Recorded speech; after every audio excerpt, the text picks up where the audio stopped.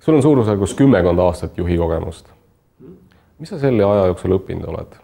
Ehk mida sa siis ei teadnud, mida sa nüüd tead, kui võtta prioriteedi tasandil, et mis on tähtis selles juhtimises? Sa võtad niisugused märksõnu esile nagu, et inimese tunnustamine, eks ole, eesmärkide sead, inimestega vestlemine. Aga need on nagu paljuski ilmselged või nad ikkagi on asjad, mida ei taibata õigel ajal või sa lisad hoopis midagi muud? Võib-olla kaks asja ja need on ka seotud nagu inimestega, et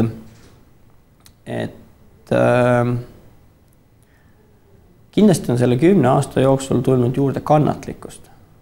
Et kui noored inimesed, oletame, et nad on, kuidas tavaliselt kasvatakse, et sinust saab hea spetsialist, sa oled nutikas, sa omandad kõik asjad ja siis ühel päeval sa avastad, et sa oled juht. Esimene tegevus on see, et on eeldus, et kõik ülejäänud inimesed sinu ümber suudavad sama kiiresti mõelda, sama hästi teha, neil on samasugused teadmised ja siis tekib pettumus, et aga kuidas nad selle asjaga hakkama ei saa, et see on ju nii lihtne. Ja siis tekib kiusatus, et ma teen selle ise ära. Et sellest nagu välja tulla, omada seda kannatlikkust, et lasta nendel inimestel kasvada ja lasta neil inimestel võib-olla ka teha teatud vigu, millest nad õpivad.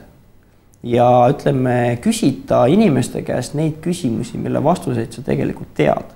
Aga sa pead neid küsimusi küsima, sellepärast vastasel juhul need inimesed ei õpi.